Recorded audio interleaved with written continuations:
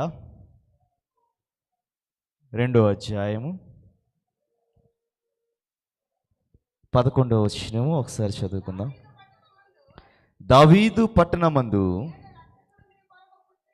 నేడు రక్షకుడు మీ కొరకు పుట్టి ఉన్నాడు. అందరికీ ఈయన ప్రభువైన క్రీస్తు. అందరికీ తెలిసిన వాక్యమే, అందరికీ తెలిసిన వాక్య భాగమే. అనేక సార్లు చదువుకున్నాం, అనేక మంది వివరించారు. గొల్లలు రాత్రిపూట మందను కాస్తా ఉంటే దూత గొల్లల దగ్గరికి వచ్చింది. వచ్చినప్పుడు వాళ్ళు భయపడతారు. భయపడినప్పుడు భయపడకోము 10వ వచనంలో ఏమంటాడండి? దూత భయపడుకుడి, ఇదిగో ప్రజలందరికీ కలగబోవు మహా సంతోషమైన శుభవర్తమానము నేను మీకు తెలియజేయుచున్నాను. దావీదు పట్టణమందు నేడు. దూత నేడు అని చెప్పినప్పుడు ఆ దినము తారీఖు ఏమై ఉంటుంది అంటారు? రాత్రి కుర్రవాళ్ళతో మాట్లాడుతూ ఉంటే అందులో ఒక కుర్రవాడు అడుగుతున్నాడు, అన్న ఏ టైంకి పుట్టుంటాడు? 25 బాగానే ఉంది. మనం అనుకుంటారు కదా, సాయంత్రం 7, పొద్దున్న 6, లేకపోతే మధ్యాహ్నమో అర్ధరాత్రి పుట్టిన వాళ్ళు అయితే బాగా ఏడుస్తారు, రాత్రిళ్ళు పడుకోరు, సంథింగ్ ఏ చెప్తూ ఉంటారుగా. అలాగా అందులో ఒక కుర్రవాడు, మా గ్రూపులో ఒక కుర్రవాడికి డౌట్ వచ్చింది. ఏంటంటే, యేసు ప్రభువారు ఎన్ని గంటల ఎన్ని నిమిషాలకి పుట్టుంటాడు? ఏ టైంకి పుట్టుంటాడు? నాకు కూడా తెలియదు. మరి ఏమరా, నేను ఆ టైంలో లేను, నాకు తెలియదని చెప్పాను. మరి నాకైతే తెలియదు. సరే, మంచిది. దూత అనింది, నేడు రక్షకుడు మీ కొరకు పుట్టి ఉన్నాడు. చాలా కాంట్రడిక్షన్స్ జరుగుతూ ఉంటాయి. రాత్రి అయ్యగారు కూడా చెప్పారు, చాలామంది చెప్తూ ఉంటారు 25వ తారీఖు ఎందుకు నిర్ణయించారు ఏంటి అని. క్లుప్తంగా 2 విషయాలు దాని గురించి చెప్పి వాక్యంలోనికి వెళ్తా. 1582వ సంవత్సరం క్రితం వరకు జూలియన్ క్యాలెండర్ అని ఫాలో అయ్యేవాళ్ళం. జూలియస్ సీజర్ ఆ క్యాలెండర్ని కనుగొన్నాడు, అంటే తయారు చేశాడు. సోలార్ క్యాలెండర్ అంటే సంవత్సరానికి 365 రోజులు ఉంటాయి. ప్రతి 4 సంవత్సరాలకి ఒక రోజు ఎక్స్ట్రా యాడ్ చేయాలి, లీప్ ఇయర్. ఇవన్నీ కూడా క్రీస్తు బీసీ అంటే ఏంటి? క్రీస్తు శకమేనా? క్రీస్తు తర్వాత బీసీ, క్రీస్తు శకం, క్రీస్తు పూర్వం 45 బీసీ, కొంతమంది 46 కూడా రాస్తారు. క్రీస్తు పూర్వము 45వ సంవత్సరము ఈ జూలియన్ క్యాలెండర్ అనేది ఫాలో అయ్యేవారు. అయితే 1582వ సంవత్సరంలో గ్రెగోరీ, ఆయన కూడా ఒక పోపే, ఆయన గ్రెగోరియన్ క్యాలెండర్ అనేది స్టార్ట్ చేశాడు. ఇప్పుడు మనం ఫాలో అవుతుంది గ్రెగోరియన్ క్యాలెండర్. ఎందుకు ఈ గ్రెగోరియన్ క్యాలెండర్ అనేది స్టార్ట్ చేశాడు అంటే, ప్రతి 400 సంవత్సరాలకి జూలియన్ క్యాలెండర్ ప్రకారము 3 దినాలు తేడా వస్తుందంట, 3.1 days. యాక్చువల్గా లీప్ ఇయర్ ఎందుకు వచ్చిందో చెప్తా. గ్రెగోరియన్ క్యాలెండర్ ప్రకారం, అంటే ఇప్పుడు ప్రస్తుతం మనం వాడే క్యాలెండర్ ప్రకారం 365 సంవత్సరాల పావు దినము భూమి తిరగడానికి పట్టిద్ది. అంటే 6 గంటలు ఎక్స్ట్రా. ఈ 6 గంటలు ఎలా కలపాలో అర్థం కాక 4 సంవత్సరాలు 6 గంటలను పక్కన పెట్టి 24 గంటలు అయ్యిద్ది. అంటే ఒక రోజు. ఈ ఒక రోజును తీసుకెళ్ళి లీప్ ఇయర్ అంటే ఫిబ్రవరిలో 25 సంవత్సరాలు. చాలామందికి తెలియదు, 4 సంవత్సరాలకి ఎందుకు ఒక దినం ఎక్స్ట్రా యాడ్ చేస్తారో తెలియదు, ఫాలో అవుతాం. భూమి చుట్టూ భూమి అది అవ్వడానికి, సోలార్ రొటేషన్ అవ్వడానికి 365 సంవత్సరాల ఒక పావు దినము పట్టింది. 365.1/4 సంథింగ్. ఈ పావు దినాన్ని 4 సంవత్సరాలకి పక్కన పెట్టి మొత్తం కలిపితే ఒక దినమైద్ది. దాన్ని తీసుకువెళ్ళి లీప్ ఇయర్ కింద మనకి ప్రతి ఫిబ్రవరిలో యాడ్ చేస్తారు. మీకు ఇంకో డౌట్ కూడా రావచ్చు, 30, 31, 30, 31 ఓకే, మరి ఫిబ్రవరిలో 28 ఎందుకు అని. సరే, దాని గురించి కూడా చెప్తా. అసలు ముందు ఈ గ్రెగోరియన్ క్యాలెండర్ ఎందుకు ఫామ్ అయింది కదా చెప్తా. అయితే మనం వాడే క్యాలెండర్కి 400 సంవత్సరాలకి 0.1 ఒక గంటే తేడా వస్తుంది. కానీ జూలియన్ వాలే క్యాలెండర్కి, జూలియన్ క్యాలెండర్ పాత క్యాలెండర్కి ప్రతి 400 సంవత్సరాలకి 3.1 డేస్ క్యాలెండర్ తేడా వస్తున్నప్పుడు ఏమైంది అంటే ఈక్వినాక్సెస్ అని ఉంటాయి. వింటర్ సోల్టిస్, ఈక్వినాక్సెస్ అంటే ఏంటి అంటే ప్రతి 6 నెలలకి ఒక దినము ఈక్వల్గా ఉంటుంది. అంటే పొద్దున్న ఎన్ని గంటలు ఉంటుందో రాత్రి కూడా అన్నే గంటలు ఉంటుంది. నాకు దినాలు గుర్తులేదు, సెప్టెంబర్లో ఒకసారి వస్తుంది, ఈస్టర్కి ముందు ఒకసారి వస్తుంది అనుకుంటా, 6 నెలలకు ఒకసారి వస్తుంది అది. ఈ క్యాలెండర్ ప్రకారం ఏమవుతుందంటే ఆ డేట్లు మారిపోతున్నాయి. అంటే సమ్మర్లో రావాల్సింది సమ్మర్లో రాట్లా, ఎందుకంటే డేట్లు మారిపోతున్నాయి. సమ్మర్ వస్తుంది కానీ డేట్లు మారిపోతున్నాయి. ఇది గమనించి క్యాలెండర్ని మార్చాలి అని డిసైడ్ అయ్యాడు. అందుకని క్యాలెండర్ మార్చారు. చాలా కాలం వరకు కొత్త క్యాలెండర్ని ఎవరు ఫాలో అవ్వాల. కొన్ని దేశాలు అడాప్ట్ చేసుకున్నాయి. అడాప్ట్ చేసుకున్నప్పుడు ఏం రాసేవారు అంటే ఓఎస్ అని రాసేవారు, ఇక్కడ ఎన్ఎస్ అని రాసేవారు. న్యాచురల్ సైన్స్ కాదు, న్యూ స్టైల్, ఓల్డ్ స్టైల్. ఎవరన్నా పుట్టినప్పుడు, ఏదైనా రాజు ఏలినప్పుడు అతను డేట్ వేసి ఓఎస్ అంటే ఓల్డ్ క్యాలెండర్, జూలియన్ క్యాలెండర్ ప్రకారం ఈ డేట్, న్యూ క్యాలెండర్ ప్రకారం ఈ డేట్. ఇప్పుడు ఈ గ్రెగోరియన్ ఇందాకేదో చెప్తానన్నా, మర్చిపోయాను నేను. ఏమో జనాలకి ఏం అర్థం అవుతుంది ఏంటి, అర్థం అయ్యేలాగా అర్థం అవుతుంది. ఈ జూలియన్ క్యాలెండర్ ప్రకారము జనవరి 7th క్రిస్మస్ చేసుకుంటారు. మొదటి దినము నుంచి, యేసు ప్రభు పుట్టిన మొదటి దినము నుంచి 7 దినములు లెక్కేసుకుని, మొదటి దినం నుంచి 7 దినాలు లెక్కేసుకుని యేసు ప్రభు ఏడో దినమును పుట్టాడు అని చెప్పి జనవరి 7th క్రిస్మస్ చేసుకుంటారు. ఇంకా కొన్ని దేశాల్లో జూలియన్ క్యాలెండర్ ఫాలో అయ్యే వాళ్ళు జనవరి 7th చేసుకుంటారు. అయితే ఎప్పుడైతే ఈ గ్రెగోరీ గారు కొత్త క్యాలెండర్ స్టార్ట్ చేశారో, ఆయన యేసు ప్రభు పుట్టిన దగ్గర నుంచి సున్నతి ఎప్పుడైతే జరిగిందో అక్కడి నుంచి మొదటి దినం స్టార్ట్ చేసి దాన్ని స్టార్ట్ చేశాడు. ఈ 2 క్యాలెండర్లు దాని నుంచి దీనికి షిఫ్ట్ అయినప్పుడు ఒక 10 దినాలు, ఒక వారం, 14 రోజులు అనుకుంటా తీసేసి మార్చారు. నేను ఎక్కువ చెప్పను, నేను ఊరికనే మీకు ఇంట్రడక్షన్ ఇస్తున్నా దీని గురించి, ఎందుకు ఇలా అని. తర్వాత మీరు చెక్ చేసుకుంటారో, సెర్చ్ చేసుకుంటారో, ఎవరినైనా అడిగి తెలుసుకోండి. వాక్యం గురించి కాదు కాబట్టి చెప్తాను. ఈ లెక్క ప్రకారము, ఈ 2 క్యాలెండర్ల ప్రకారము ఎప్పుడైతే రోజులు తేడా వస్తున్నాయో, ఈక్వినాక్సెస్ ఎప్పుడైతే మారిపోతున్నాయో, ఎప్పుడైతే సమ్మర్లో రావాల్సిన సమ్మర్లో రాకుండా వేరే రోజుల్లో వస్తున్నాయో, ఈస్టర్ మారిపోతుందో, వాళ్ళ పండగల ఆచారం బాగానే ఉంది, చంద్రుడు అవన్నీ చూసుకుంటారు కదా అక్కడ వాళ్ళు, అరబిక్స్ వాళ్ళు.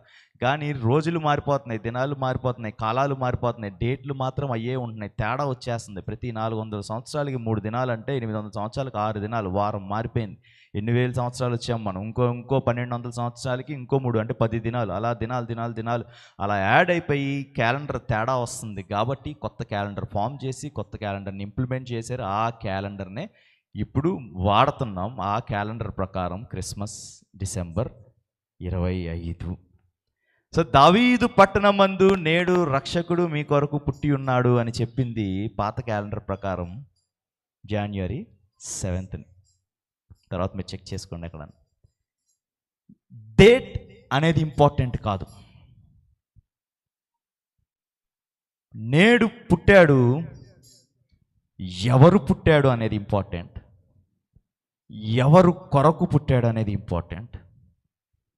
ఎందుకు పుట్టాడు అనేది ఇంపార్టెంట్. ఆ నేడు 25 అవ్వచ్చు, 7వ తారీఖు అవ్వచ్చు, 30వ తారీఖు కావచ్చు, లేదా ప్రతి 4 సంవత్సరాలకు వచ్చే 29వ తారీఖు అవ్వచ్చు ఫిబ్రవరి. కానీ డేట్లతో సంబంధం లేదు. ఏనాడు మన హృదయములో క్రీస్తు పుడతాడో ఆ దినమే నేడు. హల్లెలూయా. దావీదు పట్టణమందు నేడు మీ కొరకు రక్షకుడు పుట్టి ఉన్నాడు. మరి ఆ దినము క్రిస్మస్ 25 చేసుకుంటున్నాం. మరి మీ పట్టణంలో, మీ హృదయంలో క్రీస్తు ఏనాడు పుట్టాడో మరి నాకు తెలియదు. ఆ పుట్టిన దినమే మీరు చేసుకోవాల్సిన క్రిస్మస్. అదే రక్షించబడిన దినం. చాలా చాలా కాంట్రడిక్షన్స్ జరుగుతాయి. రాత్రి మనం కూడా చెప్పుకున్నాం, క్రిస్మస్ చేసుకోకూడదు, అది చేసుకోకూడదు, బైబిల్లో లేదు, ఫంక్షన్లు చేసుకోకూడదు, పుట్టినరోజులు చేసుకోకూడదు, అవి చేసుకోకూడదు, ఇవి చేసుకోకూడదు. వాళ్ళకి సంతోషం లేనప్పుడు మనం ఏం చేస్తాం? చేసుకుంటే ఏంటి, చేసుకోకపోతే ఏంటి? దేవుడు పుట్టాడు సంతోషం, రారాజు పుట్టాడు సంతోషం. పాడింది కదా, తను పాడి, రారాజు పుట్టాడు మహారాజు చూడంగా రారుండోయ్ వేడంగా రారుండోయ్. పుట్టిన తర్వాత ఏం చేయాలంట? చూడాలంట, వేడాలంట. సరే, ఎప్పుడైతే దూతలకి ఈ వర్తమానం దావీదు దూతగారు చెప్పారో, ఎప్పుడైతే మీ కొరకు రక్షకుడు పుట్టి ఉన్నాడని చెప్పాడో, అక్కడ మనము గమనించాల్సిన విషయం ఏంటి అంటే, రక్షణ పొందాల్సిన ప్రజలు ఉన్నారు. వాళ్ళు రక్షించమని అడగలేదేమో కానీ, మనము రక్షించమని అడగట్లేదేమో కానీ, మనకు తెలియని రక్షణ, మనం రక్షింపబడవలసిన పరిస్థితి ఉంది. రక్షకుడు పుట్టాడు. ఎవరి కొరకు పుట్టాడు అంటే, మీ కొరకు, అంటే మన కొరకు పుట్టాడు. అంటే పాపము నుండి మనల్ని రక్షించడానికి పుట్టాడు. ప్రతి పాపము, ప్రతి ఘోరమైన పాపము నుంచి, నరకము నుంచి, మరణము నుంచి మనల్ని తప్పించడానికి రక్షకుడు పుట్టాల్సిన అవసరం ఉంది. పుట్టాడు. మనం అనకొచ్చు, చాలామంది ఉంటారు. కొంతమంది, నేను అడిగానా పుట్టమని, నేను అడిగానా రక్షించమని. చేతులు కాలేదాకా ఆకులు పట్టుకునే టైప్ వీళ్ళు. కాలేక అప్పుడు అడుగుతారు, అయ్యో ఒక రక్షకుడు పుట్టుంటే బాగుండు అని. అంతవరకు దేవుడు మనల్ని ఆగనివ్వకుండా ఆ కాలంలోనే ఏదో ఒక దినమున, ఏ దినమైనా అవనివ్వండి, మనకు అనవసరం. ప్రతిరోజు క్రిస్మస్ జరిగిన ప్రతిరోజు బట్టలు కొనుక్కోలేం, ప్రతిరోజు మేకప్లు వేసుకోలేం, ప్రతిరోజు తయారవ్వలేం, ప్రతిరోజు కళ్యాణ మండపాలు తీసుకోలేం, ప్రతిరోజు ఆర్కెస్ట్రాలు పెట్టుకుని మైకులు పెట్టుకోలేం. కాబట్టి మొత్తం అంతా కలిపి ఏదో జూలియన్ గారు, ఆ టైంలో జూలియస్ గారు, దాని తర్వాత గ్రెగోరీ గారు ఏయో డిసైడ్ చేసి మొత్తానికి ఒక దినం చెప్పారు. ఆ దినంలో చేసుకుంటున్నాం. దానికి కూడా గొడవ వీళ్ళకి, చాలామందికి. ఇప్పుడు ఇక్కడున్న కుటుంబాల్లో కూడా కొంతమంది కుటుంబాల్లో ఈ గొడవలు జరుగుతూ ఉంటాయి. 2 సంఘాలకు వెళ్ళే వాళ్ళు ఉంటారు. ఒకళ్ళేమో చేసుకోకూడదు అంటారు, ఒకళ్ళేమో చేసుకోవచ్చు అంటారు. ఒకళ్ళని బంగారం పెట్టుకోకూడదు అంటారు, ఒకళ్ళేమో బంగారం పెట్టుకోవచ్చు అంటారు. ఒకళ్ళేమో మితమైన బట్టలు వేసుకోవాలి అంటారు, ఇంకోళ్ళు మితమైన బట్టలు ఇష్టం వచ్చింది వేసుకోవచ్చు అంటారు. కొంతమంది ఏమో నీ యొక్క వస్త్రధారణ జాగ్రత్తగా చూసుకోమంటారు. కొంతమంది ఏమో దేవుడు పై రూపాన్ని చూడ్డు, అంతరమైన రూపాన్ని చూస్తాడంటాడు. మన వాక్యాన్ని ఎవడికి ఇష్టం వచ్చినట్టు వాళ్ళు వాడేసుకుంటూ ఉంటాం. ఒకసారి రంగరాజు గారు వాక్యం చెప్తూ, గుడిలోనికి చెప్పులు వేసుకుని రావచ్చా రాకూడదా అని చెప్తా, చెప్పులు వేసుకుని రావచ్చు అని నేను వాదించగలను, వేసుకోకుండా రావాలి అని కూడా వాదించగలను అని చెప్పాడు ఆయన. వాక్యం రెండంచుల గడ్డ, ఏదైనా వాదించవచ్చు. బంగారం పెట్టుకోకూడదు అని వాదించవచ్చు, పెట్టుకోవచ్చు అని వాదించవచ్చు. మనం ఏదైనా చేయొచ్చు. కానీ దేవుడు ఏం చెప్పాడంటే, నీ ఎదుటివాడికి అభ్యంతరకరంగా లేనంత వరకు ఏదైనా బెటర్, ఏదైనా చేసుకో. వాడితో నాకు సంబంధం ఏంటి అంటే, బైబిల్ అంతా అదే ఉంది, నీ పొరుగువాడిని ప్రేమించు. వాడికి మాంసం తినడం అభ్యంతరకరం అయితే మానేసేయమని ఉంది. బంగారం దాకా వెళ్ళిపోయాం మనం. చికెన్ మానలేం, ఆదివారం అయితే నీసు మానలేం. వాక్యాన్ని ఇష్టం వచ్చినట్టు వాడుకుంటున్నాం, బైబిల్ని ఇష్టం వచ్చినట్టు వాడుకుంటున్నాం, ఎవరికి నచ్చినట్టు వాడుకుంటున్నాం. కొంతమంది చెప్తారు, స్త్రీ సంఘంలో మౌనంగా ఉండాలి, స్టేజ్ ఎక్కి బోధించకూడదు, మాట్లాడకూడదు, వాక్యాలు చదవకూడదు, సైలెంట్గా ముసుగు కప్పుకుని కూర్చోవాలి. మా ఊరిలో తాతగారు ఉండేవాళ్ళంట, మమ్మీ వాళ్ళ టైం తాతగారు. ఎవరన్నా ముసుగు కప్పుకోకపోతే ఇలా ఉన్న వాళ్ళు అక్కడే లేపి సిగ్గు తీసేవాడంట. ఇప్పుడు అలా ఉంటే అనేక మంది రారు. ఇంకా అక్కడ ఖాళీగా ఉంది, ఇంకా ఖాళీగా ఉంటుంది. మితముగా బట్టలు వేసుకోమన్నప్పుడు నేను అడిగా, అబ్బాయి అయితే ఏం వేసుకోవాలి, అమ్మాయి అయితే ఏం వేసుకోవాలి? అబ్బాయి అయితే ఏసన్ గారు లాగా చక్కగా వైట్ ప్యాంట్ వైట్ షర్ట్ వేసుకోవాలి, అదే స్త్రీ అయితే మదర్ తెరీసా లాగా చక్కగా తెల్ల చీర కట్టుకోవాలి అని చెప్పాడు ఒక కుర్రోడు నాకు. మరి బైబిల్లో వైట్ ప్యాంట్లు వైట్ షర్ట్లు లేవు కదరా. ఆ కాలంలో ప్యాంటు షర్ట్లే లేవు కదరా. మరి ఆ కాలంలో చీరలే లేవు కదరా. మరి చీరలు కట్టుకునేవారు కాదు కదా. మరి నువ్వేంటి బైబిల్లో లేని చెప్తున్నావు అన్న. నిజమే కదా. మరి బైబిల్లో లేవు కదా, ప్యాంటు షర్ట్లు లేవు. ఆ టైంలో వేసుకునేవాళ్ళు కాదు, ప్యాంట్లు వేసుకునేవారు కాదు, షర్ట్లు వేసుకునేవారు కాదు. వాళ్ళు కూడా అంగీలు వేసుకునేవారు. అబ్బాయిలు అంగీలు వేసుకునేవారు, అమ్మాయిలు అంగీలు వేసుకునేవారు. మనం కూడా అంగీలు వేసుకుని రావాలి. అందుకే వేరే డినామినేషన్స్ వాళ్ళు చక్కగా అంగీ వేసుకుంటారు. లోపల ఏదైనా వేసుకొని పైన వైట్ అంగీ వేసుకుంటారు, రూప్ కట్టుకుంటారు. దేవుడికి మనకి రిలేషన్ బాగున్నంత వరకు నువ్వు బంగారం పెట్టుకున్నా ప్రాబ్లం లేదు, మేకప్ వేసుకున్నా ప్రాబ్లం లేదు, మంచి మంచి ఖరీదైన బట్టలు వేసుకున్నా ప్రాబ్లం లేదు. పై రూపాన్ని చూడడు. నిజమే. నిజంగా ఏసన్న గారిలాగా చక్కగా తెల్ల బట్టలు, తెల్ల షర్టు, తెల్ల ప్యాంట్ వేసుకుని రోడ్డు చివరి నుంచి సిగరెట్ తాగేమనుకో ఏమన్నా లాభమా?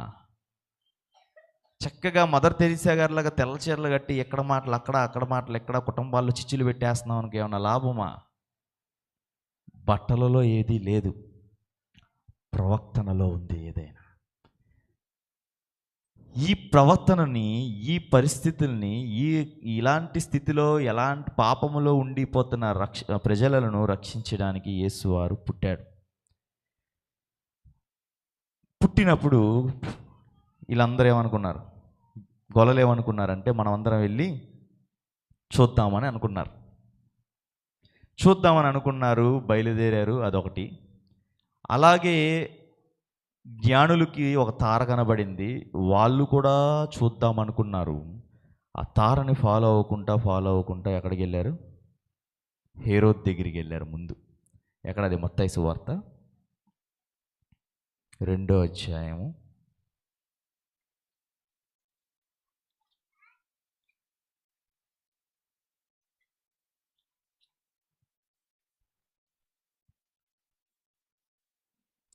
6వ వచనం. అదే మొత్తం నుంచి చదవట్లా, నేను 6 నుంచి చదువుతా.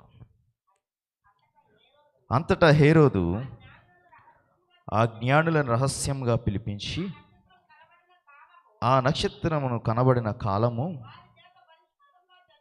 వారి చేత పరిష్కారముగా తెలుసుకుని, మీరు వెళ్ళి ఆ శిశువు విషయమై జాగ్రత్తగా విచారించి తెలుసుకొనగానే నేనును వచ్చి ఆయనను పూజించినట్లు నాకు వర్తమానము తెండని చెప్పి పంపెను. విని బయలుదేరిపోవచ్చుండగా ఇదిగో, చదవనండి. తూర్పు దేశమున వారు చూచిన నక్షత్రము ఆ శిశువు ఉండిన చోట నుంచి వరకు ముందుగా నిలిచాను. వారు ఆ నక్షత్రమును చూచి అత్యానంద భరితులై ఇంటిలోనికి వచ్చి తల్లి అయిన మరియను ఆ శిశువును చూచి సాగిలపడి ఆయనను పూజించి తమ పెట్టెలు విప్పి బంగారమును, సాంబ్రాణిని, బోలమును కానుకలుగా ఆయనకు సమర్పించిరి. ఇందులో 3 విషయాలు ఉన్నాయి, నేను ఒక్కొక్కటి చెప్తాను. క్రీస్తు పుట్టాడు అన్న వార్త జ్ఞానులకు వెళ్ళింది.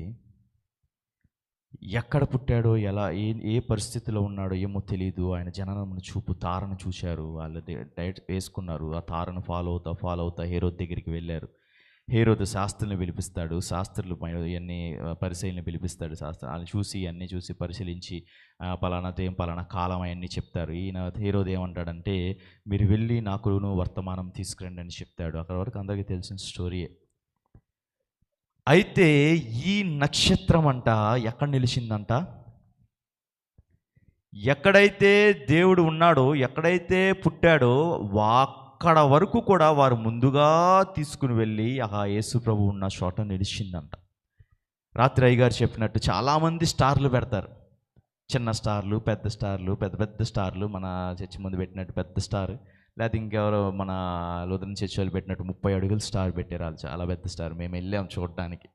పాప మా కుర్రోళ్ళందరూ కష్టపడుతున్నారు. రాత్రి 2:30 ఆ టైంకి వెళ్ళాం మేము కూడా. అందులో ఒక కుర్రోడు తెలిసినాడు ఉంటే కొంతమంది వెళ్ళాం, ఏం చేస్తున్నారు, ఎలా చేస్తున్నారు అని. 30 అడుగుల స్టార్ అది. చాలా కష్టపడ్డారు పాపం. తుఫాన్ వచ్చింది, తుఫాను ఓకే మొన్న చిరిగిపోయింది, తర్వాత ఇప్పుడు చిన్న స్టార్ పెట్టారు. ఈ స్టార్ అంట ఎక్కడ నిలిచిందంట,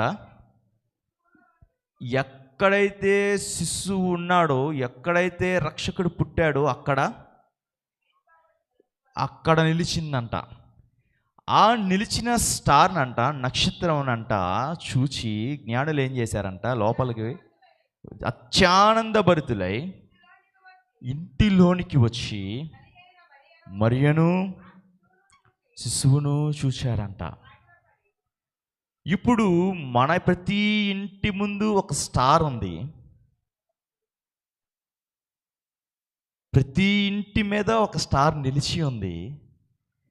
ఆ స్టార్ని ఎవరం అయితే చూస్తున్నామో అత్యానంద భరితులు అవుతున్నాం. అబ్బా భలే ఉంది ఈ స్టార్ అనుకుంటున్నాం.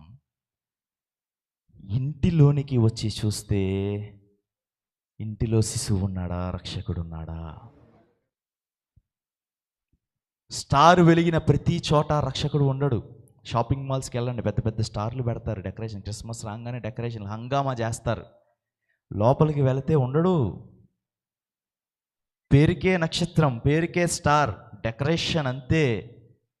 అదే డెకరేషన్ పేరుకే గృహానికి చేసుకుంటే లాభం లేదు. స్టార్ ఎందుకు పెడుతున్నామంటే ఈ గృహంలో రక్షకుడు ఉన్నాడు అని పెడుతున్నాం, క్రిస్మస్ వచ్చిందని కాదు.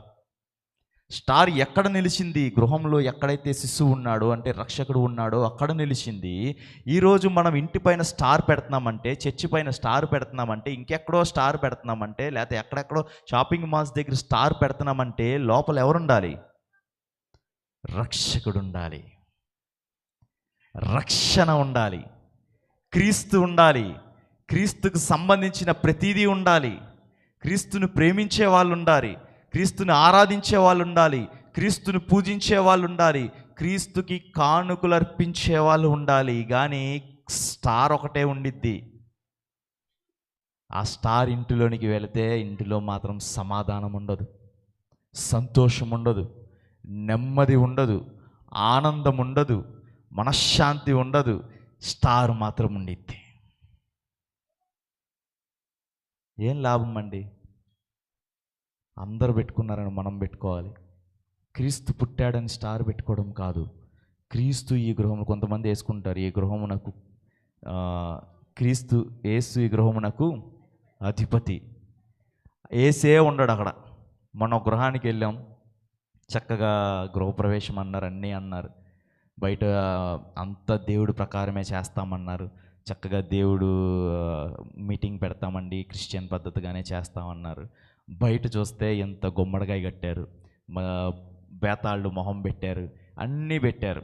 కానీ ఏం చెప్తున్నారు?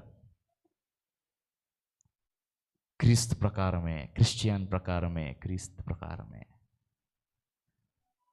ఎవరింటిలో అయితే క్రీస్తు పుట్టకుండా స్టార్ పెట్టుకుంటారో బయట గుమ్మడికాయ కట్టినట్టే,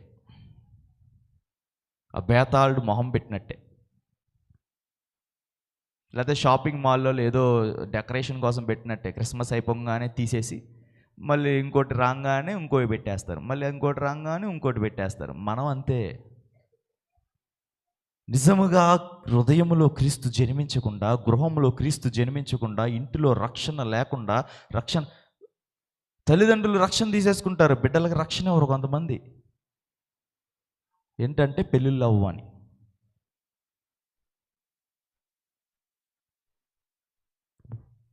గుమ్మడికాయ కట్టినట్టే. ఇంటిలోనికి వెళ్ళి చూస్తే ఎవరున్నారంట? శిశువు ఉన్నాడు, క్రీస్తు ఉన్నాడు. నీ ఇంటిలోనికి నేను కానీ, విశ్వాసులు కానీ ఎవరైనా స్టార్ పెట్టిన ఇంటిలోనికి వెళ్ళి చూస్తే ఎవరు కనపడాలో తెలుసా? దేవుడు కనపడాలి, దేవుని వాక్యమును కనపడాలి, దేవుళ్ళో మీరున్నారు అన్న ఆనందం మాకు రావాలి. మిమ్మల్ని చూచి, దేవుని చూచి మేము అత్యానంద భరితలం అవ్వాలి. కానీ మేము చెప్పాక ఎలా ఇంటికి వెళ్ళినప్పుడు ఏం కనపడిందని, క్రీస్తు ప్రకారమే చేస్తామండి, క్రిస్టియానిటీ ప్రకారమే చేస్తామండి. కానీ కనపడంగానే మళ్ళీ ఒకసారి ఒక గృహానికి వెళ్ళాం, చక్కగా ప్రార్థన చేశారు, అన్నీ చేశారు, కానీ పక్క టైల్స్లో మాత్రం హైందవులు ఫోటోలు పెట్టేశాం. అది కావాలి, ఇది కావాలి, మనకి కమర్షియల్గా ఏదో లాభం కోసం చేసే వాళ్ళకి ఏ తేడా లేదు.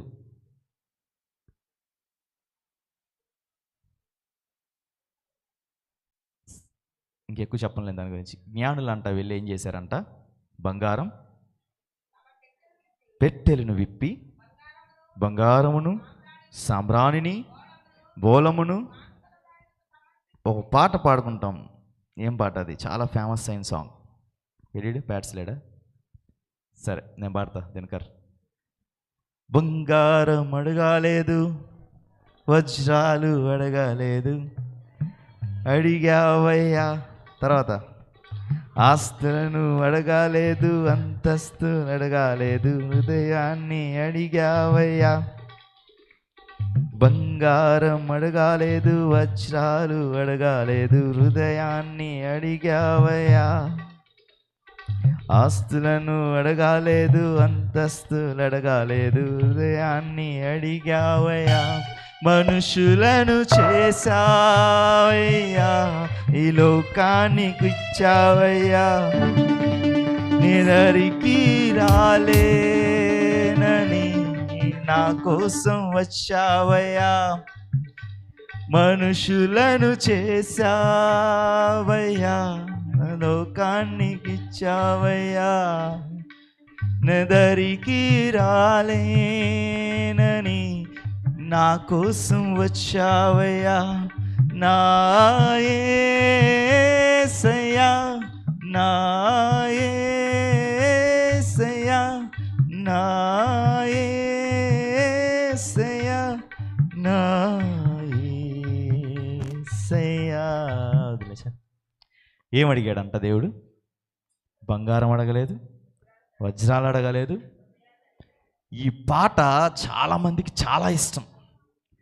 వేళలు వేసుకుంటూ గోళలు చేసుకుంటూ, మా కుర్రోళ్ళకి కూడా బాగా ఇష్టం. నేను సౌండ్ సిస్టమ్ పాట చెక్ చేయమంటే ఆ పాటే పెట్టాడు. నాకు అస్సలు నచ్చని పాట ఇదే. వాళ్ళు ఈలలు వేసుకుని గోళలు వేసుకుని చప్పట్లు కొట్టుకుంటూ ఆనందంగా ఎగురుతూ పరిగెట్టుకుంటూ కొట్టుకుంటే ఎక్కడ లేని కోపం వస్తుంది నాకు ఈ పాటలో. బంగారం అడగలేదు, వజ్రాలు అడగలేదు, బంగారం అడగలేదు, వజ్రాలు అడగలేదు. కమాన్ అందరూ అడిగావయ్యా. ఒక్కడు హృదయాన్ని ఇవ్వడు, ఒక్కడి హృదయం సరిగ్గా ఉండదు. ఒక్కడి హృదయం దేవుడు అయ్యా నాకు నీ బంగారం వద్దు, నీ అంతస్తులు వద్దు, నీ ఆస్తులు వద్దు, ఆ హృదయం అయ్యా అని దేవుడు బాధపడుతుంటే ఇక్కడ చప్పట్లు. కమాన్ బంగారం అడగలేదు, వజ్రాలు. మనుష్యులను చేసావయ్యా, ఈ లోకానికి వచ్చావయ్యా. నువ్వేం చేస్తున్నావు, నేనేం చేస్తున్నా? నీ దరికి రాలేనని నా కోసం వచ్చావయ్యా. ఎక్కడ ఆనందం ఏంటి, ఏంటి బాధ ఏది? నువ్వు రాట్లా దేవుడి దగ్గరికి. చప్పట్లు కొట్టేస్తాం, విజిల్ వేసేస్తాం, గోళ్ళు వేసేస్తాం, కొట్టుకుంటాం, అరుచుకుంటాం, ఏదో పాడేస్తూ ఉంటాం. కానీ నా హృదయాన్ని నేను దేవుడికి ఇవ్వలేదే అన్న బాధ ఎవరికీ ఉండదు. ఆ పాట విన్నప్పుడల్లా బీపీ వచ్చేసిద్ది నాకు. ఆడు పట్టంగానే నిన్న సాంగ్ వెంటనే ఆపేసి వేరే పాట పెట్టా.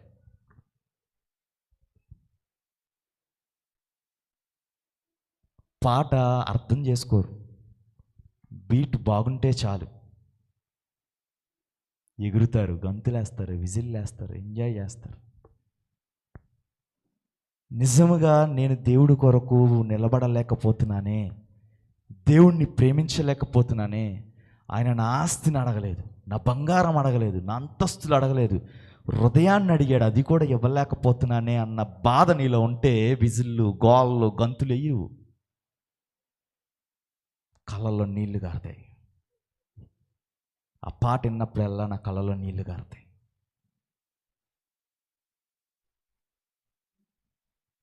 నీ దరికి రాలేనని నా కొరకు వచ్చావయ్యా.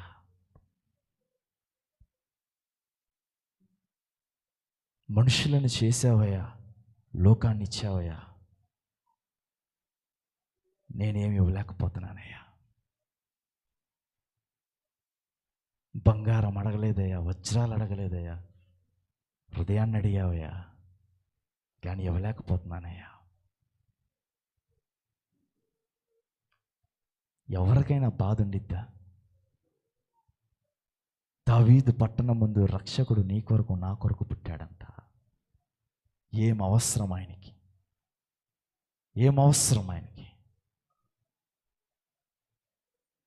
వేళ్ళు వేసుకుని, గోళ్ళు వేసుకుని, పాటలు పాడుకుని, చప్పట్లు కొట్టుకుని ఎంజాయ్ చేయడానికి మనకు బాగా అర్థమైద్ది, కానీ పాటలో మీనింగ్ అర్థం కాదు. చరణం కూడా ఉంటుంది చూడండి. పాపాన్ని తొలగించి శాపాన్ని విరిచేయ భూలోకం వచ్చాడయ్యా, మానవుని రక్షించి పరలోకమును చేర్చ సిలువను మోసాడయ్యా, కన్నీటిని తుడిచావయ్యా, సంతోషము పంచావయ్యా. నీ సిలువ నా సిలువ ఆయన మోసాడు. పాట పాడుతున్నప్పుడు ఎప్పుడన్నా కన్నీళ్ళు వచ్చినాయా? ఈ పాట పాడుతున్నప్పుడే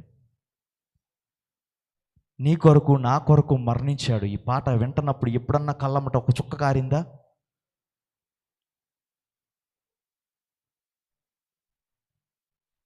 కన్నీటిని తుడిచి సంతోషంనిచ్చాడు. నువ్వేదో వాల్యుబుల్ పర్సన్ అనో, నేనేదో వాల్యుబుల్ పర్సన్ అనో, మనం ఏదో గొప్పవరమనో కాదు.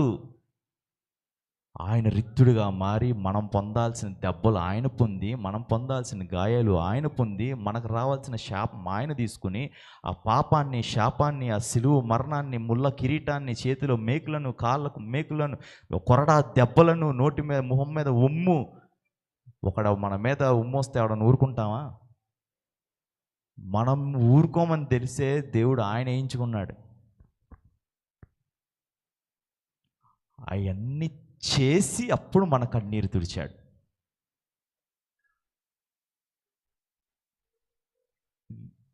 పాట వింటున్నప్పుడు అండి నేను ఒకసారి యూత్లో కూడా చెప్పాను, కళ్ళ నీళ్ళు వస్తాయి.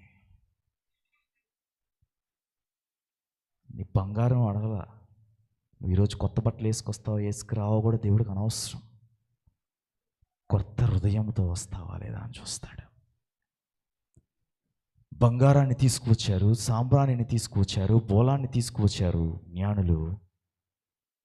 ఈరోజు వచ్చావు, నక్షత్రమును చూచి వచ్చావు, దేవుడు జన్మించాడని చూచి వచ్చావు, అత్యానందభరితంగా వచ్చావు. యేసు కొరకు ఏం తెచ్చావు? నేనేం తీసుకొచ్చా? ప్రశ్న వేసుకుందాం. జ్ఞానులు ఎంతో కష్టపడి వాళ్ళని అడిగి వీళ్ళని అడిగి అడ్రస్ ఎక్కడ, ఈ అడ్రస్ ఎక్కడ, ఆ అడ్రస్ ఎక్కడ ఎత్తుకుని బుధాల ఆదాము కళ్యాణం అవ్వడానికి మొత్తానికి స్టార్ నిలిచిన చోటకి దేవుడు పుట్టాడని చెప్పి వచ్చాం. జ్ఞానులు బంగారాన్ని తెచ్చాడు, ఆయన బంగారం అడగలేదంట. సాంబ్రాణిని బోలముని తెచ్చారు, ఆయన వజ్రాలు అడగలేదంట, సాంబ్రాణి బోలం అడగలేదంట. హృదయాన్ని అడుగుతున్నాడు, ఇస్తున్నావా? హృదయాన్ని ఇవ్వనంత కాలము ఆ పాట పాడి ఎంజాయ్ చేసే అర్హత లేదు. చెయ్యొచ్చు, విజిల్ వేసుకుని గోల చేసుకుని ఎంజాయ్ చేసుకుంటే పాట పాడొచ్చు. ఆ పాట ఎప్పుడో తెలుసా? నీ హృదయాన్ని నిజంగా ఇస్తే, దేవుడు నాలో పుట్టాడన్న సంతోషం నీలో ఉంటే, ఈ జీవితం, ఈ హృదయం, ఈ యొక్క ప్రతీదీ కూడా దేవునిదే అన్న ఉంటే, ఇప్పటికిప్పుడు దేవుడు రా వచ్చే అనగానే నేను వెళ్ళిపోతా, నాకు ఏమి అవసరం లేదు అన్న ఆనందం, అన్న ధీమాలో నువ్వు నేను ఉంటే, అప్పుడు నువ్వు వేసుకోవచ్చు, వేళలు వేసుకోవచ్చు, గోళ్ళు వేసుకోవచ్చు. దావీదువలెనే నాట్యమాడుచు దేవాన్ని స్తుతించెదను. అందరూ దావీదువలెనే నాట్యమాడుచు దేవాన్ని స్తుతించెదను. తర్వాత స్తోత్రం స్తోత్రం.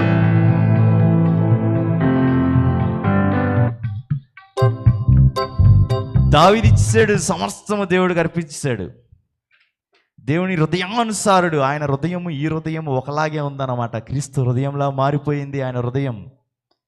ఈ హృదయం ఎప్పుడైతే దేవునికి అర్పించేశాడో, ఎప్పుడైతే దేవుని హృదయముగా మారిపోయిందో, దేవుడు ఏం చేస్తున్నాడు? దావీదువలెనే నాట్యమాడు దేవాన్ని స్తుతించెదను. ఇప్పుడు నీ హృదయం నా హృదయం దేవుడికి ఇచ్చేస్తే, ఈ హృదయంలో దేవుడు ఉంటే, ఇక్కడికి వచ్చాను, నేను దేవుడి దగ్గరికి వచ్చాను, ఏదో మీటింగ్ వచ్చాను, కొత్త బట్టలు వేసుకున్నాను, అమ్మాయి సరి చేసుకుని ఇది చేసుకున్నావు, బాగున్నాయా లేదా, నాలాంటి డ్రెస్ ఇంకోటి వేసుకున్నాడా, లేకపోతే నాకన్నా ఇంకో ఆమె బాగుందా, మేకప్ వేసుకుందా, ఈ చేయించిందా, ఫేషియల్ చేయించారా, లేకపోతే ఎక్కడికో వెళ్ళాడా, హెయిర్ కట్ చేయించాడా, కలర్లు వేసాడు, ఇవన్నీ కాదు. హృదయము గనక దేవునికి ఇచ్చేస్తే ఏమనుకుంటాం? వచ్చి దావీదువలెనే నాట్యమాడుచు దేవాన్ని స్తుతించెదను. అయ్యా నన్ను ఇక్కడికి తీసుకువచ్చావు, నువ్వు పుట్టిన స్థలానికి తీసుకువచ్చావు, నక్షత్రం ఉన్న స్థలానికి తీసుకువచ్చావు. అయ్యా నాకు అర్హత లేదు, అయినా నువ్వు నన్ను తీసుకుని వచ్చావు, అయ్యా నీకు వందనాలయ్యా అని ఎవరికైనా సంతోషం ఉందా? ఎందుకు వస్తామో తెలియదు. క్రిస్మస్ చేసుకోవాలి కాబట్టి చేసుకుంటాం. నిజంగా దేవుని హృదయంలో పుట్టాడన్న సంతోషం ఉంటే, ఇందాక పాడాను కదా, బంగారం అడగలేదు, బంగారం అడగాలేదు, వజ్రాలు అడగాలి, హృదయాన్ని అడిగావయ్యా, నీకు ఇచ్చేసా తీసేసుకో. ఆస్తులను అడగాలేదు, అంతస్తులు అడగాలేదు, హృదయాన్ని అడిగావయ్యా. హృదయం నీది. బంగారం అడగాలేదు, వజ్రాలు అడగాలేదు, హృదయాన్ని అడిగావయ్యా. అవును తండ్రి. ఆస్తులను అడగాలేదు, అంతస్తు అడగాలేదు, హృదయాన్ని అడిగావయ్యా. లను చేసావయ్యా, ఈ లోకాన్ని ఇచ్చావయ్యా, నిదరికి రాలేనని నా కోసం వచ్చావయ్యా. ఇదిగో నీ కోసం నేను వచ్చా. మనుషులను చేసావయ్యా, ఈ లోకాన్ని ఇచ్చావయ్యా, నదరికి రాలేనని నా కోసం వచ్చావయ్యా. నా యేసయ్యా, నా యేసయ్యా, నా యేసయ్యా, నా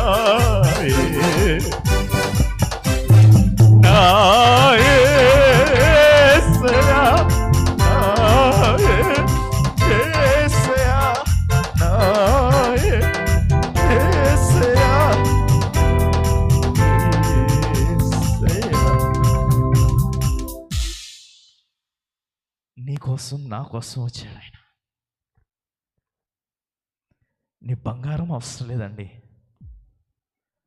నీ కొత్త బట్టలు అవసరం లేదు, నీ ఆస్తులు అవసరం లేదు, నీ అంతస్తులు అవసరం లేదు, ఏమీ అవసరం లేదు.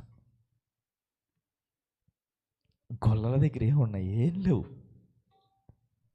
ఏమీ లేని గొల్లల దగ్గరికి వెళ్ళి దూత చెప్తుంది, దావీదు పట్టణమందు నేడు రక్షకుడుకు మీ కొరకు పుట్టి ఉన్నాడు, ఈయన ప్రభువైన క్రీస్తు. దానికి ఇదే మీకు ఆనవాలు.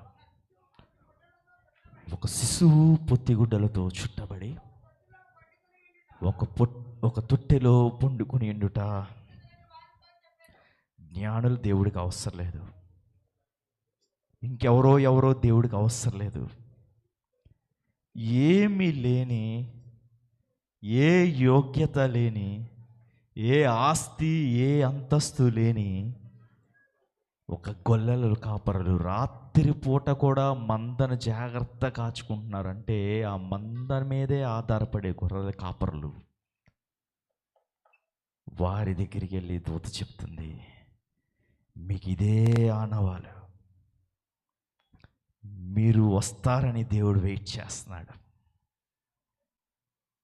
శిశువు మీ కొరకు పుట్టాడు, రక్షకుడు, మీరు వస్తారని ఆయన వెయిట్ చేస్తున్నాడు. ఒకవేళ మీరు గుర్తుపట్టలేరేమో, ఒక శిశువు కనబడతాడు, పొత్తిగుడ్డలతో చుట్టబడి ఉంటాడు, ఒక తొట్టెలో పరుండి ఉంటాడు, మీకోసం ఎదురు చూస్తున్నాడు. ఈరోజు రక్షకుడు మీ కొరకు నా కొరకు పుట్టాడు. ఒక పొత్తిగుడ్డ చుట్టబడి ఉంది, ఒక దీనత్వమైన వస్త్రం చుట్టబడి ఉంది, రిత్తుడిగా తొట్టిలో పొడుగుండబెట్టి ఉన్నాడు. మీ హృదయాన్ని ఇస్తారని, మీరు వస్తారని మీకోసం ఎదురు చూస్తున్నాడు. హృదయాన్ని ఇచ్చారా? ఇవ్వలేదా? నేను ఉదయం చెప్తా, నేనన్నా రెజల్యూషన్ తీసుకోవాల్సిందే January 1 కాదు. రెజల్యూషన్స్ తీసుకోవాల్సింది ఎప్పుడు? December 25. నీ హృదయాన్ని ఇచ్చే సమయం ఇది, దినం ఇది. ఎంజాయ్ చేయాలి ఎప్పుడు అంటే నీ హృదయాన్ని ఇచ్చాక.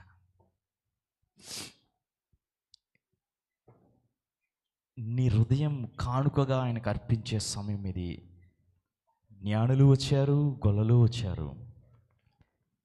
జ్ఞానులు ఏయో కానుకలు ఇచ్చారు. ఏమనుకున్నారంటే వాళ్ళు జ్ఞానులు కాబట్టి దర్శన భాగం ఇస్తే చాలే, ఆఫరింగ్ ఇస్తే చాలే, లేదో ఇంకేదో పని చేస్తే చాలే, ఓ బియ్యం కట్టిస్తే చాలే, కాయగూరలు ఇస్తే చాలే, స్వీట్లు ఇస్తే చాలే, కేకులు ఇస్తే చాలే, లేదో కాసేపు ఆటో పెడితే చాలే, లేదో కారులో బయటికి తీసుకెళ్తే చాలే, నీ విలువైన వస్తువు ఆయనకు వాడితే చాలే అని అనుకుంటున్నావేమో. నీ బంగారం అవసరం లేదు, నీ వజ్రాలు అవసరం లేదు, నీ విలువైన కేకులు, నీ విలువైన కార్లు, విలువైన వస్తువులు, విలువైన ఇంకేయో అవసరం లేదు. ఏమడిగాడంట? ఇస్తున్నావా? నిజంగా దేవుణ్ణి ప్రేమిస్తే, నిజంగా దేవుడు నాకు కావాలనుకుంటే, దేవుడు కొరకు ఆరాట పడితే, దేవుడి కోసం గొల్లల దగ్గర ఏమీ లేదు ఇవ్వడానికి. కానీ ఏమనుకున్నారు తెలుసా? రే రక్షకుడు మన కొరకు పుట్టాడంట్రా, పదండ్రా వెళ్ళి చూద్దాం.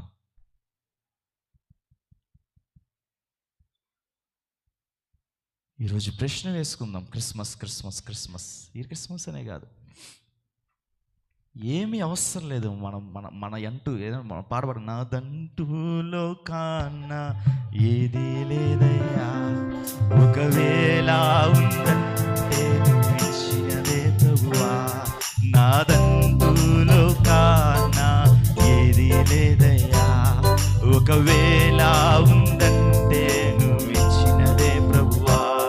నీవే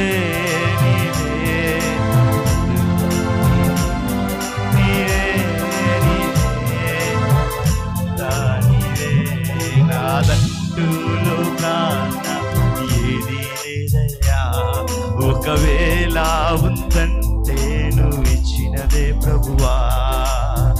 నాకు ఉన్న పాడం దగ్గర పట్ల లిరిక్స్ రాదు నాకు.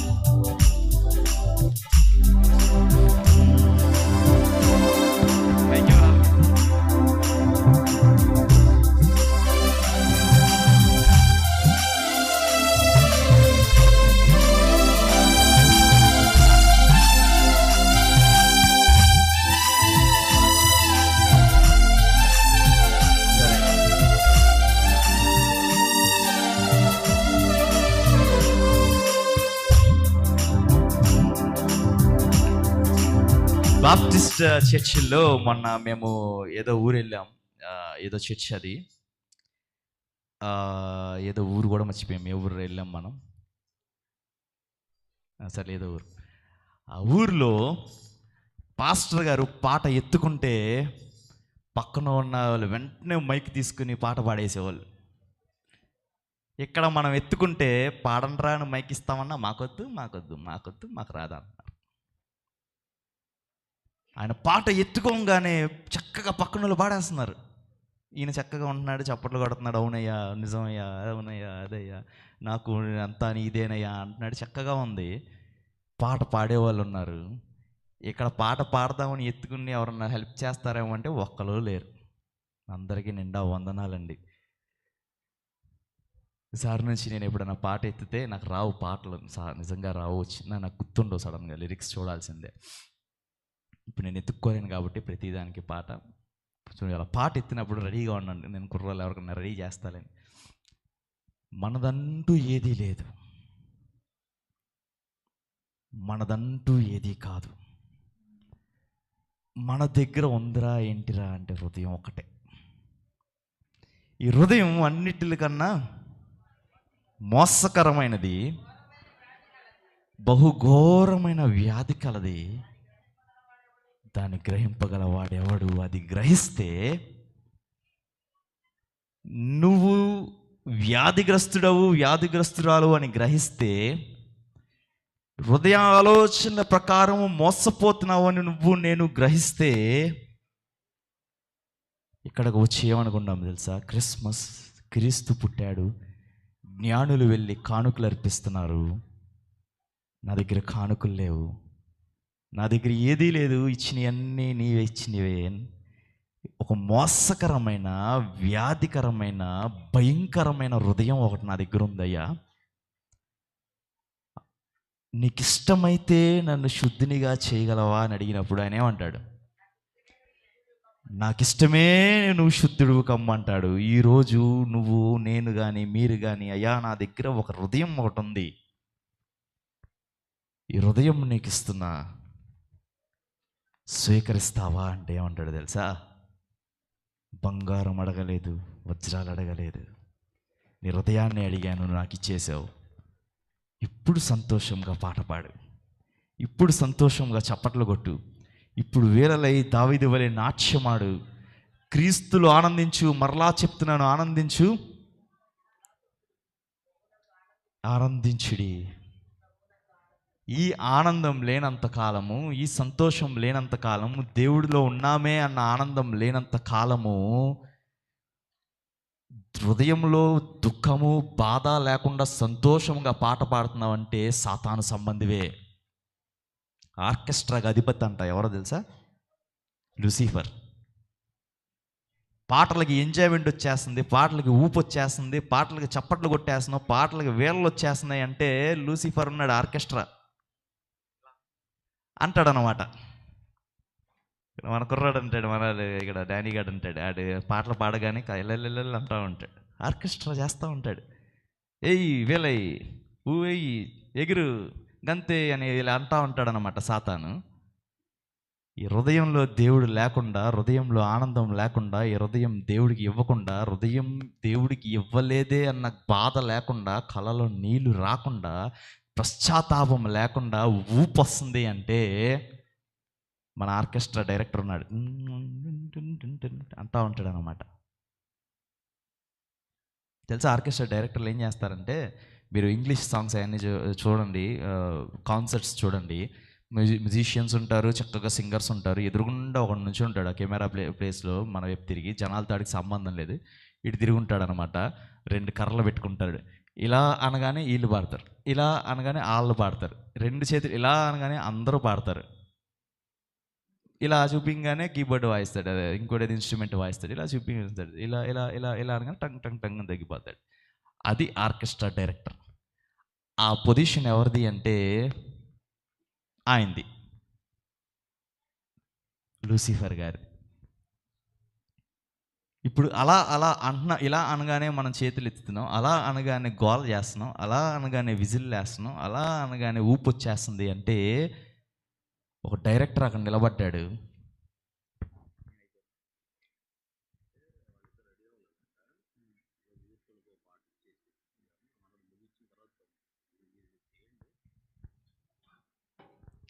వస్తున్నాయి అంటే మన డైరెక్టర్ గారు ఉన్నారు, మనం అందరం ఆర్కెస్ట్రా కాయిర్లో టీం మెంబర్స్. మన డైరెక్టర్ గారు అంటే ఆర్కెస్ట్రా కండక్టర్ గారు, ఆర్కెస్ట్రా కండక్టర్ కరెక్ట్, అక్కడ దూతల్ని ఇలా అనేవాడు అనమాట, అలా అనేవాడు. ఆ పొజిషన్ నుంచి దేవుడు కిందకి గెంటేశాక ఇక్కడికి వచ్చాక ఆ అర్హత లేదు కదా, హోదా లేదు కదా, దూతలతో అమ్మ బోర్రలోదండి, అమ్మ దూతలు గోల చేయండి, అమ్మ దూతలు స్థుతులు పాడండి, అమ్మ దూతలు దేవుడు వస్తున్నాడు అయ్యా అరవండి అని చెప్పి అక్కడ ఆర్కెస్ట్రా కండక్ట్ చేసేవాడు. అక్కడ దేవుడు నీకు ఈ పొజిషన్ లేదని పీకి కిందకి పడేసిన తర్వాత అది చేయలేక ఇక్కడ సంఘాల దగ్గరికి వచ్చి, అమ్మ నీ హృదయం ఇవ్వలేదా, ఓకే నువ్వు చేతులెత్తు, నువ్వు ఈ చేయి, అవి చేయి, అవి చేయ. ఎప్పుడైతే హృదయాన్ని దేవుడికి ఇస్తావో అప్పుడు దావీదులాగా ఎవరు చెప్పవసరలా. కొంతమంది డ్యాన్స్లు వేయచ్చు అని గొడవ, కొంతమంది ఏమో డ్యాన్స్లు వేయకూడదు అని గొడవ. నేను చెప్పాక ఫస్ట్లో డ్యాన్స్లు వేస్తున్నారు, అవి వేస్తున్నారు, ఇవి వేస్తున్నారు. ఎక్కడైతే వాక్యం ప్రకటించబడుతుందో అదే డయార్స్ మీద పిచ్చి గంతులు వేస్తున్నారు. వస్తూ ఉంటాయి, బోల్డ్ వస్తూ ఉంటాయి. చెప్పాక వేయొచ్చు అని వాదించవచ్చు, వేయకూడదు అని వాదించవచ్చు. కొంతమంది ఏమంటారు, దావీదు నాట్యం వేసాడు కదా అంటే. అప్పుడు ఇంకోళ్ళు ఏమంటారు, దావీదు ఆత్మభరితుడు, ఆత్మావసుడై దేవుని ఆత్మ వల్ల నింపబడి వేశారు, అంతేగాని మీరు ప్రాక్టీసులు చేసి స్టెప్పులు నేర్చుకుని వేసాడు అని అంటారు. కొంతమంది రకరకాలుగా అంటాడు. ఎవరు ఏది అన్నా ఒక మర్మం చెప్తాను ఏనండి. బైబిల్లో అన్ని విషయాలు ఉండవు, అంటే మనకు అవసరమైన వరకే ఉంటాయి. మనకు అవసరం లేని ఇందులో పొందుపరచలేదు. ఎలా అవసరం, దేనికి అవసరం అంటే, క్రీస్తుకి నీకు మనకు సంబంధం అనేది ఆ విషయం వల్ల ఎదిగిద్ది, పెరిగిద్ది, క్లోజ్ అవుతాము అంటే ఇందులో ఉండిద్ది. క్రీస్తుకి మనకి దూరం ఏర్పరచబడుతుంది, ఆ పలానా విషయం మనం చేస్తే అని అని అని ఉంటే అన్న సందర్భం ఉంటే ఇందులో ఉండిద్ది. అది తెలుసుకుని మనకి క్రీస్తుకి ఏ ఫర్క్ పడదు, అంటే ఏ ఉండదు. దానివల్ల మనం క్రీస్తుకి దగ్గర అవ్వము, దానివల్ల మనం క్రీస్తుకి దూరం అవ్వము అన్నట్టు ఏదన్నా విషయం జరిగింది ఇందులో ఉండదు. ఉదాహరణకి చెప్తాను. ముగ్గురు జ్ఞానులు ఎవరి దగ్గరికి వచ్చారు? హేరోదు దగ్గరికి వచ్చారు. ఆ ముగ్గురు జ్ఞానుల పేర్లు బైబిల్లో ఉందా? ఉందా లేదా? నాకు వినపట్ల. ఏ మరి బెల్తెషాజరు, జాస్పర్, నా నామధేయము మెల్కీసెదెకు చెప్పుకుంటున్నాంగా. బెల్తెషాజరు అయితే నాకెందుకు, మెల్కీసెదెకు అయితే నాకెందుకు? మనకు అవసరంలా, పేర్లతో సంబంధంలా. ముగ్గురు జ్ఞానులు బంగారం ఇద్దామని, బోలం ఇద్దామని, సాంబ్రాన్ని ఇద్దామని, ఏదేదో చేద్దామని తారం చూసుకుని వెళ్ళారు. మనకంతే అవసరం. యాకోబు ఉన్నాడు, ఏసావు ఉన్నాడు. ఏసావు గారి జ్యేష్ఠత్వాన్ని అమ్మేశాడు యాకోబుకి. ఎందుకు అమ్మేశాడు అంటే అప్పుడు ప్రాణభయంతో పరిగెత్తుకొచ్చాడు అని ఉంటుంది. ఎందుకు ప్రాణభయంతో పరిగెత్తుకుని వచ్చాడు ఆ టైంలో అనేది ఉండదు. ఎక్స్ట్రా బైబిలికల్ బుక్స్లో ఏముండిద్ది అంటే, నిమ్రోద్ అనే అతని దగ్గర దొంగతనం చేశాడనో, చంపేశాడనో, ఏదో అనేసాడనో, అతను తిని వెంటాడుతున్నాడనో, చంపాలనుకుంటున్నాడనో, చచ్చిపోతాడు కాబట్టి ప్రాణభయంతో పరిగెత్తుకొచ్చాడు.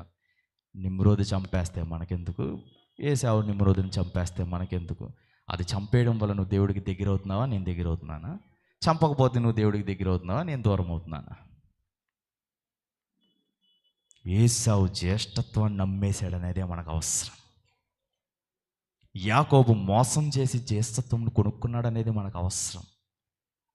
చాలా ఉంటాయి, ఎక్కడెక్కడయో తీసుకొచ్చి చెప్తా ఉంటారు. ఎక్కడ నేను చెప్పా కదా ఇందాక, జూలియన్ క్యాలెండర్, గ్రెగోరియన్ క్యాలెండర్ మనకు అవసరమా? చెప్పాల్సిన ఎందుకు వచ్చింది అంటే, 25 తారీఖు కాదు, 25 తారీఖు పుట్టలేదు, 25 కాదు, ఏదో తారీఖు వేరే తారీఖు అంటున్నారు అని అవగాహన కోసం చెప్పాము. కానీ దినము తారీఖు ఇందులో ఎందుకు రాయలేదంటే అవసరం లేదు. అలా చాలా విషయాలు ఉంటాయి బైబిల్లో లేనివి, వాటిని పట్టుకుని ఏలాడుతూ ఉంటారు జ్ఞానులు. నా దగ్గర కూడా వస్తూ ఉంటారు కుర్రోళ్ళు, అన్న ఈ విషయం ఏంటి, అదేంటి, ఇదేంటి. నన్ను కూడా ఒక అన్న అడిగాడు, ఎందుకు ప్రాణభయంతో పరిగెత్తుకొచ్చాడు ఏసావు, ఇంకేదో అడిగాడు. 12 సంవత్సరాల నుంచి రక్తస్రావం రోగంతో బాధపడుతున్న స్త్రీ అని ఉంది, కానీ పేరు లేదు. కానీ ఒక దైవజనుడు ఆ అమ్మాయి స్త్రీ పేరు కూడా చెప్పాడు. ఒక సోదరి వచ్చింది నా దగ్గరికి, అన్న ఏంటి ఆ అమ్మాయి పేరు ఇదో అంట, వెరోనికా అంట కదా. ఏమో అమ్మ నాకు తెలియదు, ఆ పేరు ఏదైనా నాకు తెలియదు. ఆ రోగం ఏంటో నాకు తెలుసు, ఆ రోగాన్ని స్వస్థపరిచాడని నాకు తెలుసు. నీ రోగాన్ని, నా రోగాన్ని స్వస్థపరుస్తాడని తెలుసు. పేరు తెలుసుకుని నువ్వు నేను ఏమైనా చేస్తావా? దేవుడికి ఏమైనా దగ్గర అవుతావా? పోనీ పేరు తెలియకపోతే దేవుడికి ఏమైనా దూరం అయిపోతామా? చాలా పుస్తకాలు ఉన్నాయి. ఒక చోట భక్తుడు అంటాడు, ఇంకా దేవుడిని చేసిన కార్యాలు అనేకమైనవి ఉన్నాయి కానీ సరిపోదు. ఇంకో భక్తుడు అంటాడు, అవన్నీ మనకు అనవసరం, ఎంతవరకు అవసరమో అంతవరకే పెట్టామంటాడు. సో మీకు మనవి ఏంటి అంటే, ఒకవేళ ఇందులో లేకుండా ఎక్కడో ఉన్నాయి తెలిసేసుకుంటే జ్ఞానివే, మంచిదే, జ్ఞానివి అవుతావు, కానీ దేవుడికి దగ్గర అయితే అవ్వవు. విశ్వాసంలో ఎదగవు, విశ్వాసంలో దిగజారిపోవు.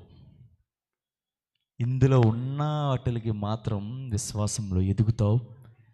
హృదయాన్ని పరిశీలించుకోగలం, జీవితాలను పరిశీలించుకోగలం, స్వపరిశీలన చేసుకోగలం, దేవునికి దగ్గర అవ్వగలం. అవన్నీ ఇందులో ఉన్నాయి. సున్నైనను పుల్లైనను ఆయన మాటలలో ఒకటి కూడా తప్పిపోదు.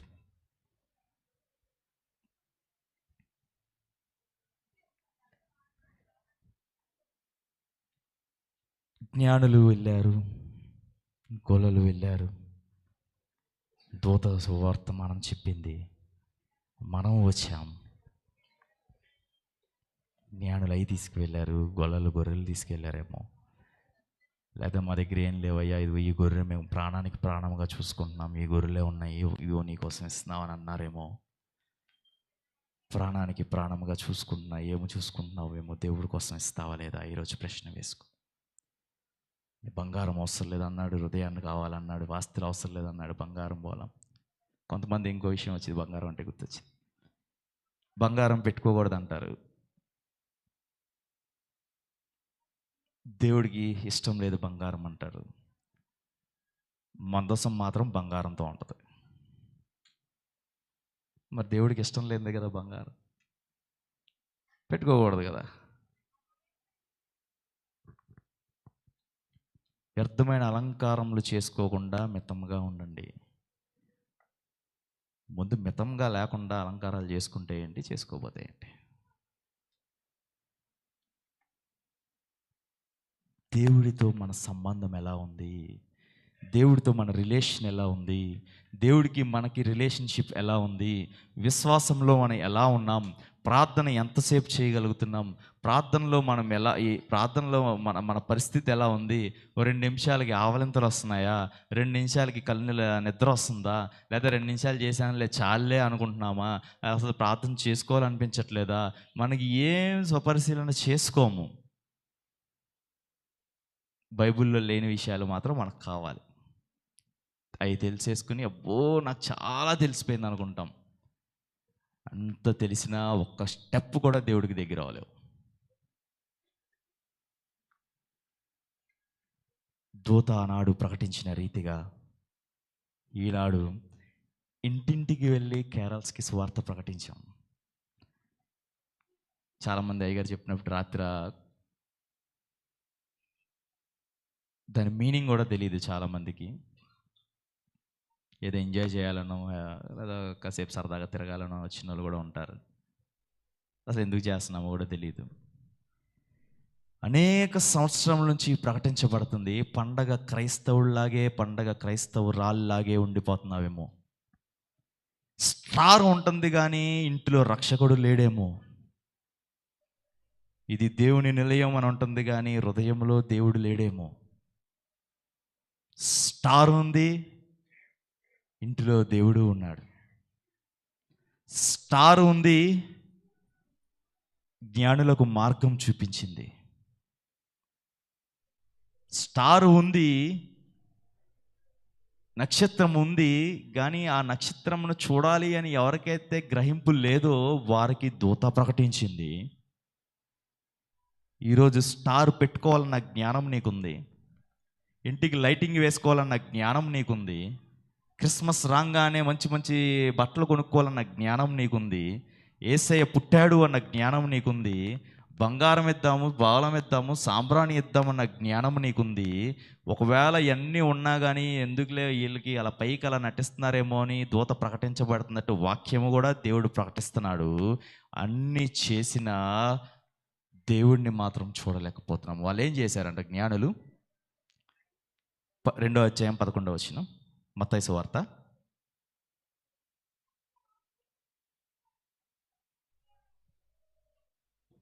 ఇంటిలోనికి వచ్చి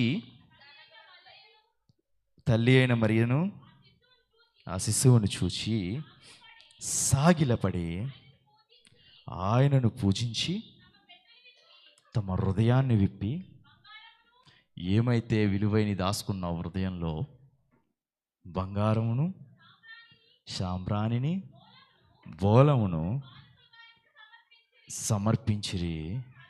తర్వాత హేరోదు చెప్పాడు కదా, హేరోదును వెళ్ళి వర్తమానం తీసుకురమ్మని. హేరోదు దగ్గరికి వెళ్ళొద్దు అని చెప్పి స్వప్నంలో దేవుడు వార్నింగ్ ఇస్తాడు, హెచ్చరికిస్తాడు. వాళ్ళు వెళ్ళకుండా వెళ్ళిపోతారు, మళ్ళీ వాళ్ళ ఊరు వెళ్ళిపోతారు. ఏం వార్నింగ్ అంటే, హృదయాన్ని ఇచ్చావు కదా, నీ హృదయాన్ని విప్పి నా దగ్గర కుమ్మరించావు కదా, మరలా లోకంలోనికి వెళ్ళకు, మరలా హేరోదు దగ్గరికి వెళ్ళకు, మనుషులను ఆశ్రయించకు, మనుషుల దగ్గరికి వెళ్ళకు, రక్షణ అక్కడ దొరికిద్దేమో, సమాచారం అక్కడ దొరికిద్దేమో, లేకపోతే విశ్వాసం అక్కడ దొరికిద్దేమో, హెల్ప్ అక్కడ దొరికిద్దేమో, ఎక్కడో దొరికిద్దేమో. మరలా వెళ్ళకు, ఇంకెక్కడికి వెళ్ళకు. నన్ను ప్రకటించు, వెళ్ళు, నీ యొక్క నీ గృహానికి వెళ్ళు, మళ్ళీ తిరిగి ప్రకటించు. ప్రతిదీ చెప్పా కదా, ప్రతిదీ వాక్యంలో చిన్న లైన్లో కూడా దేవుని ఆత్మీయ అర్థంతో రాస్తాడు. ఊరినే చదువుకుంటూ వెళ్ళిపోతే అర్థం కాదు. నేను ముగించేస్తున్నా, చాలాసేపు అయింది, డ్యాన్స్లు అయిపోయినాయి. పాట కూడా ఉందంట, ఒక పాట.